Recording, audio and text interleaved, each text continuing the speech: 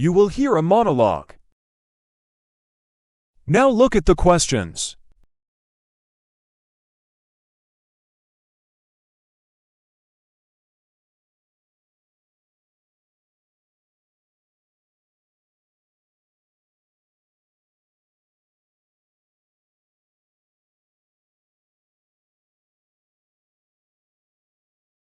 Now listen carefully and answer the questions. Have you ever looked into the eyes of your dog or cat and wondered what they're truly feeling? Now imagine that same capacity for feeling in the eyes of a pig, a cow, or a chicken. It's an uncomfortable shift for many of us, and it's at the heart of a global conversation that's louder today than ever before. Welcome to Ethical Frontiers, a podcast exploring the tough questions of our time. I'm Dr. Alicia Vance. So why now? What's changed? Well, for one, we're more connected.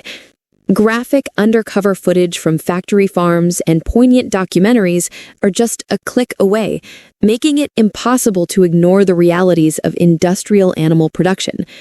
This visibility is a primary driver for the growing public concern.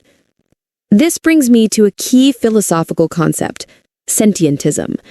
At its core, sentientism is the ethical framework that grants moral consideration to beings based on their capacity to experience suffering and joy. It's not about intelligence or how useful an animal is to us, it's about their ability to feel pain. If a being can suffer, sentientism argues we have a moral obligation to consider that suffering.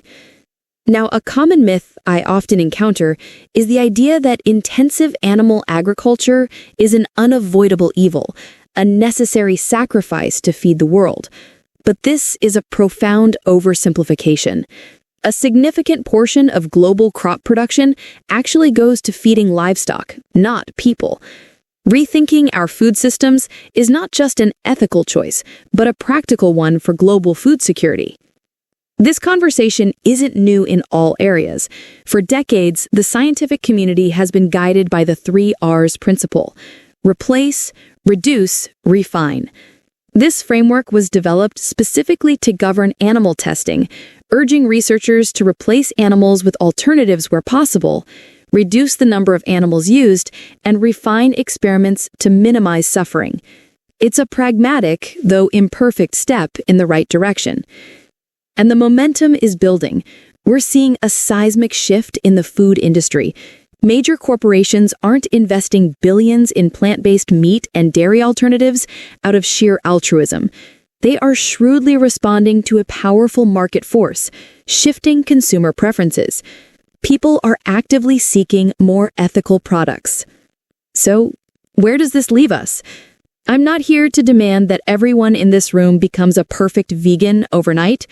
My goal is simpler, yet more profound. I urge you to become mindful. Be a conscious consumer. Ask questions about where your food and products come from.